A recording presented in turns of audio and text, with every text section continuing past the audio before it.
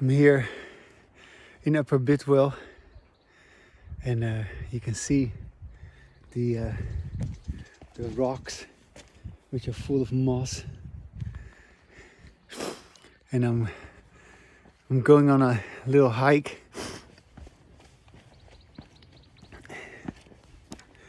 And while I'm talking, I hope you were going to just wander with me, really wonder about why you and why other people never have this calm way of speaking that I am having right now. Yeah? This calm way of speaking is what I call embodied language. And you can also say you can only speak like this if you are quiet, if you are natural. And of course it helps to be in nature. Yeah, like this here. So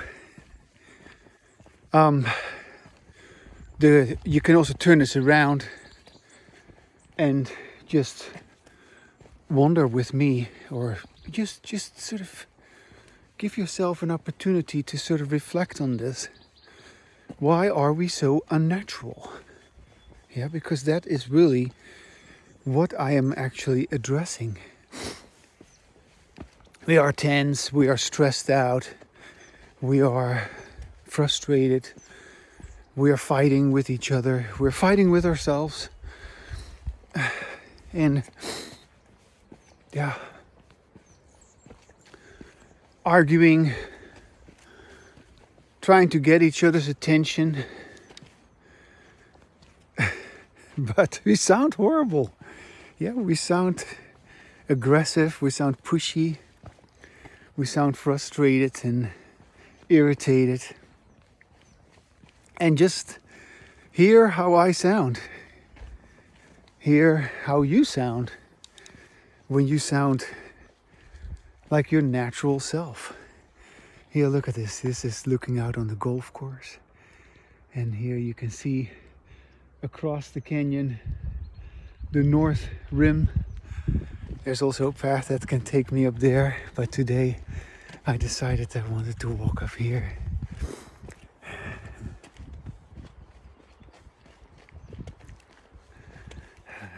Well, I decided. Yeah, it is. It's kind of funny, you know. Today is a really beautiful day. It has been raining before for quite some time, and the path is still kind of wet, and there's still puddles here and there, but I can jump over them.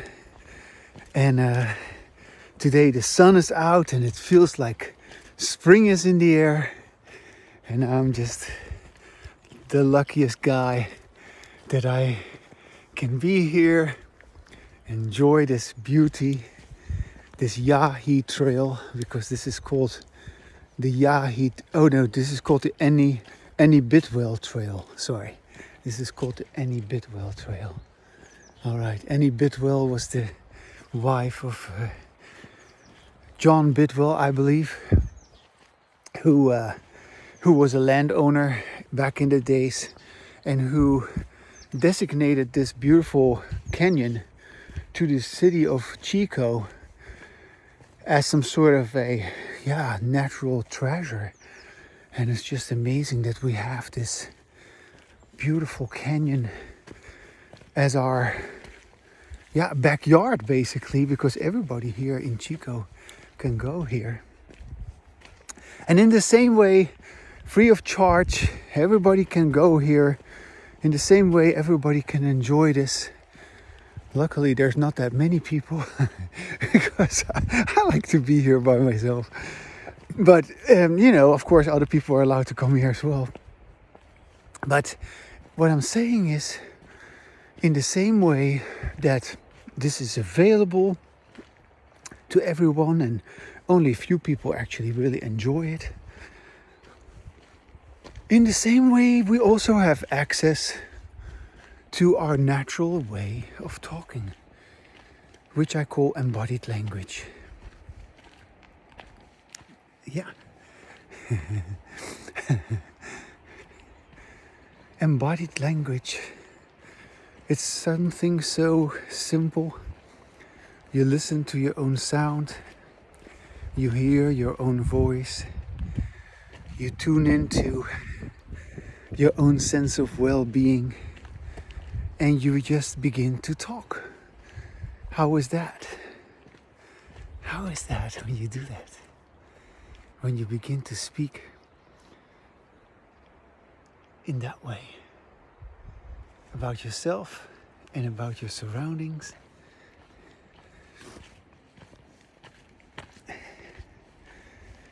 I find it delicious. I find it wonderful. And I only want to talk like this. I have come to this understanding that if it is up to me, I always go there.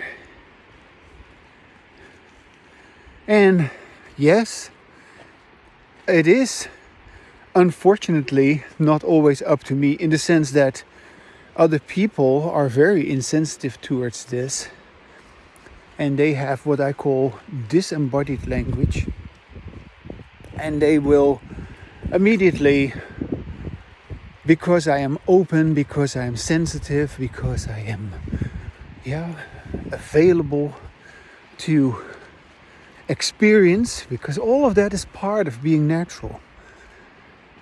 Because I am in my element also. Oh, look at this. Oh, look at this view here. You just look at this. I'm looking down into the canyon here. There's the creek that is flowing there. And I've been walking on that path there many, many times. Oh, this is so nice to be here today. Ooh, gotta keep my eyes open here because I don't want to fall off the edge here. But as I'm saying, people are not sensitive to this, and this is why we're not having this. It's just as simple as that. In principle, everyone can have this. And yeah.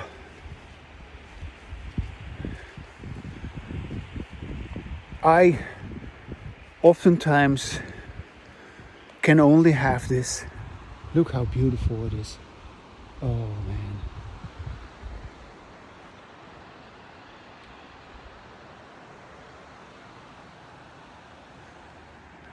I oftentimes can only have this by myself because there's nobody to have it with.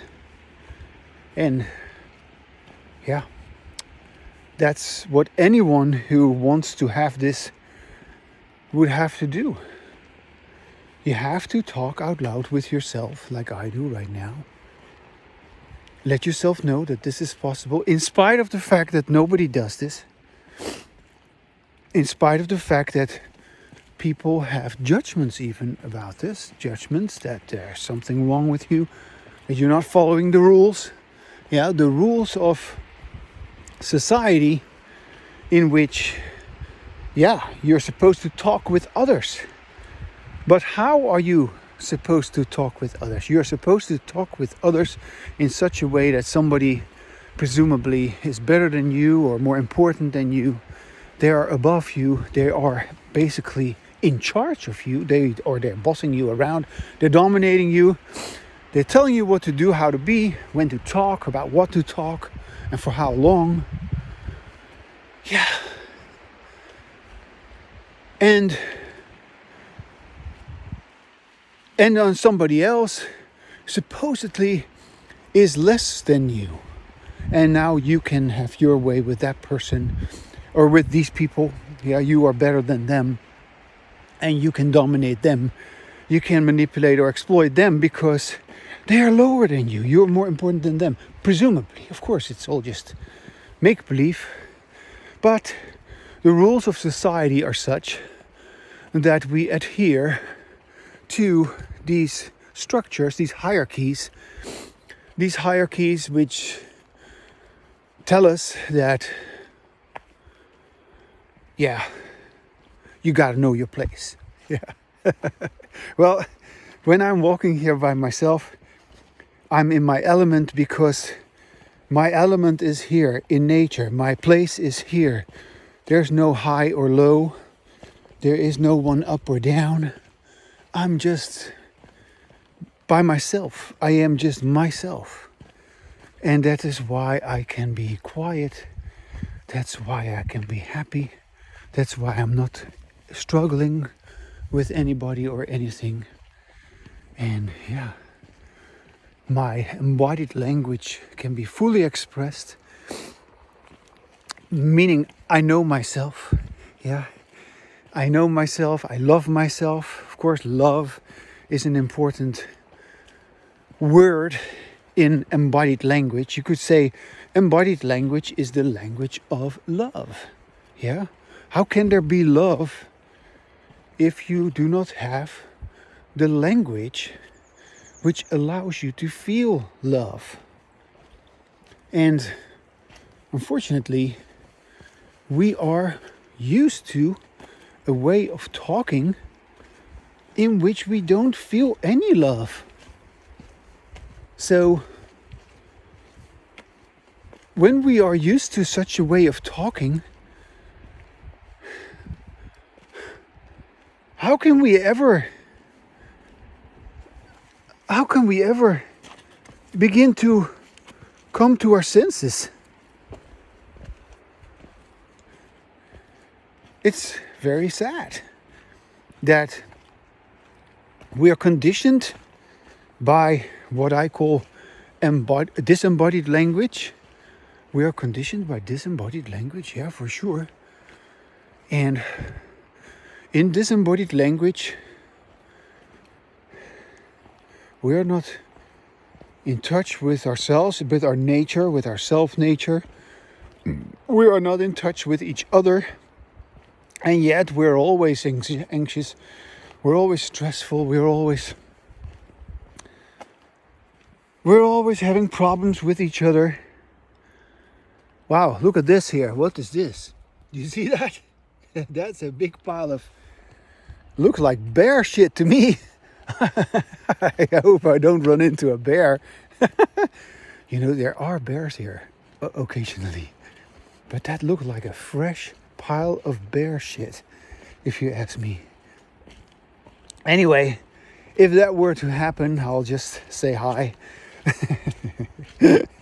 I'll have embodied language with the bear. No, I don't have anything to protect me from a bear. But if that were to happen, yeah, I guess that would make me want to run away. Or at least get out of the way as soon as I can. And that's, of course, what I do with any kind of danger. You know, I will always protect myself. I will always immediately notice, like, oh, this is not safe. Yeah. And so right now I don't really believe there's any danger, you know. But you never know. Big pile of shit. But, you know, let's just turn this into a positive. That big pile of shit that represents the danger of your disembodied language, which, yeah, it is to be found in many different places. And if you want to find your own embodied language, you will have to make room for it. You will have to go for a hike, meaning you have to explore, and only then will you begin to hear the difference, because you can hear just like I do right now. Yeah, when I was just talking about that pile of shit and talking about that bear and the, you know, natural sense of fear that if you run into a bear like that, the bear may eat you alive. Yeah, that can happen. It's not likely to happen, but you know, it may attack you because he's scared of you or so. I don't know. Anyways, so but you could hear my voice change, yeah. And so the moment there's fear in your voice, you are no longer having embodied language.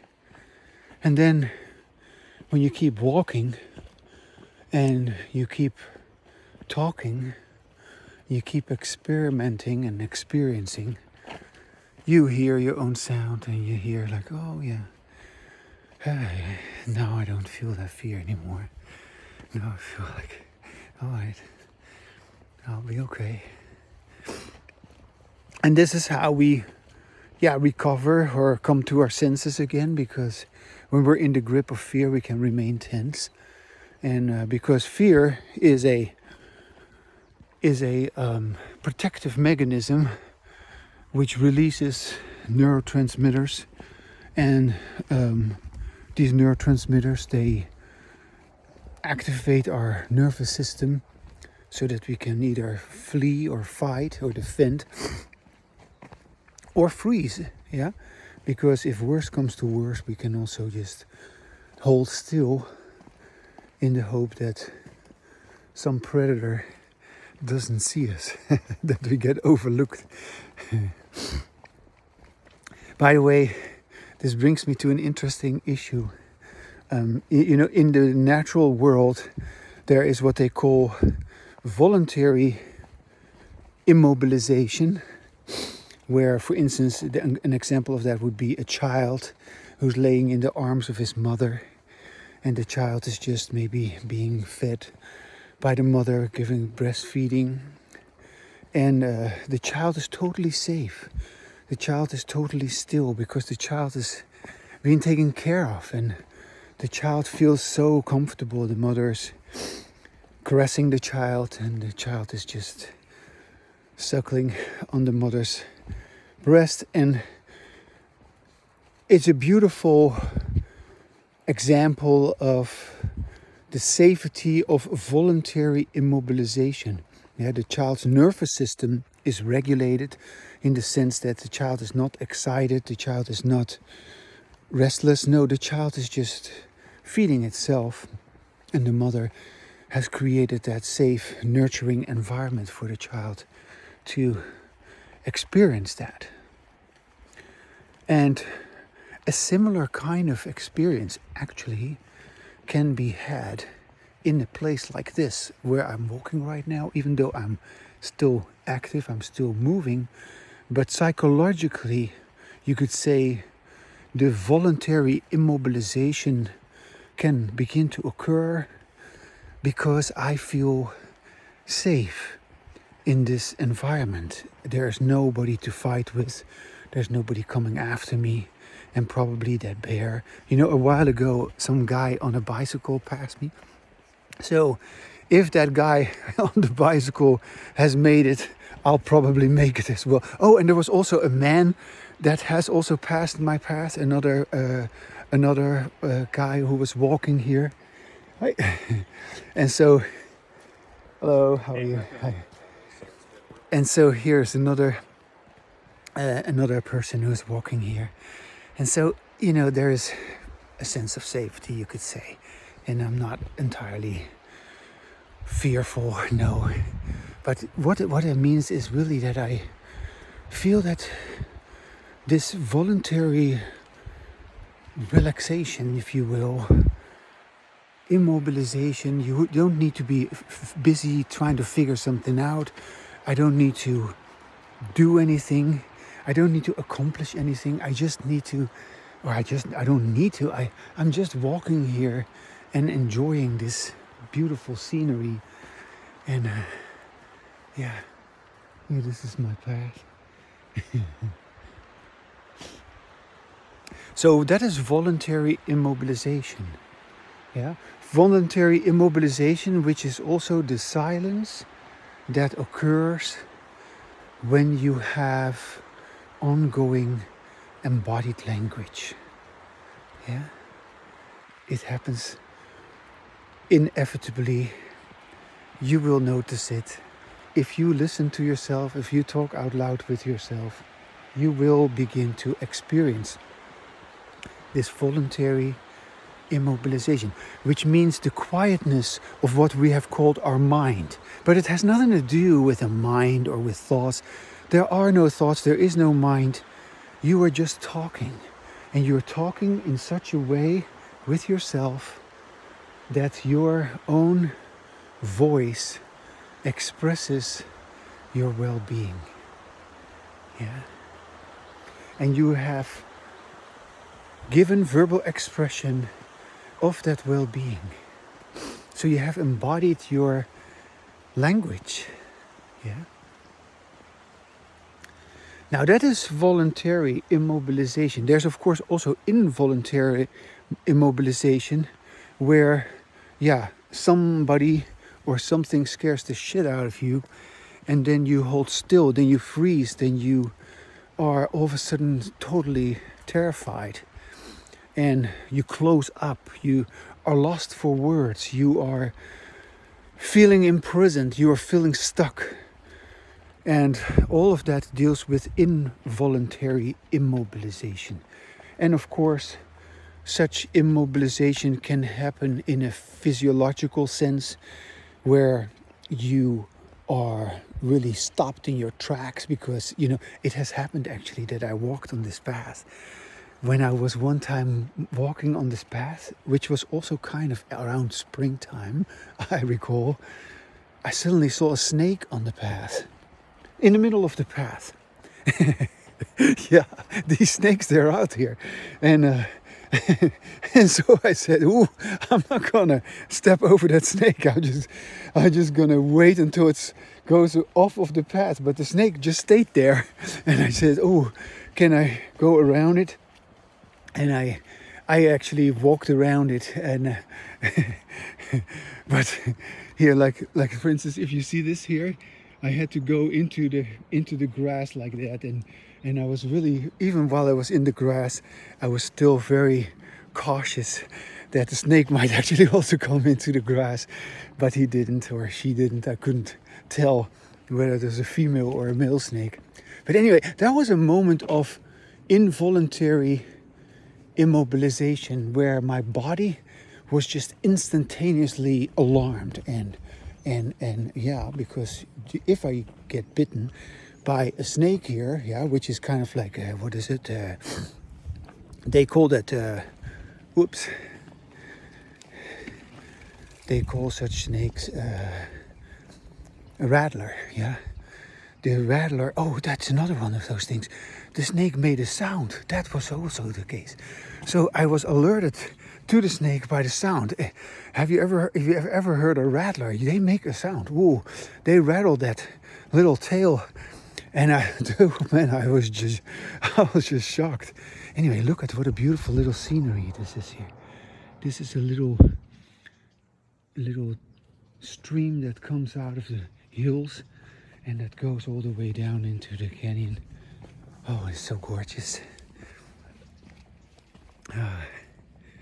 I can just keep on talking with you. So just to round off that conversation about voluntary and involuntary mobilization, these are two biological principles, where our senses tell us that the coast is free, we can relax again, and where our senses tell us that we gotta be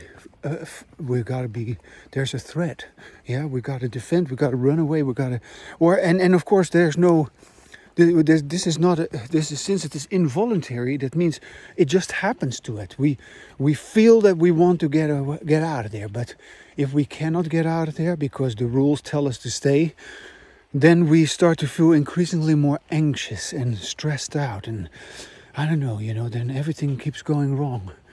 So it is extremely important for us to guide ourselves with our language into the situation where we can experience what I say voluntary immobilization, which of course has a psychological component. Because the psychological component of this voluntary immobilization is that you are standing still on the path. And that you feel the stillness. Yeah. And that you can be still. Just by itself. You're not doing anything to be still. You are just still.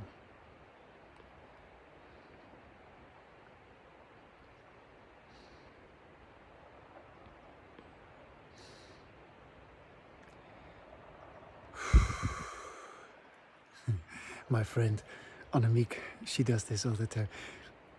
When she feels really quiet, she blows out her breath and she goes like, it's kind of nice to blow off some steam and to sort of just say like, finally, we're there.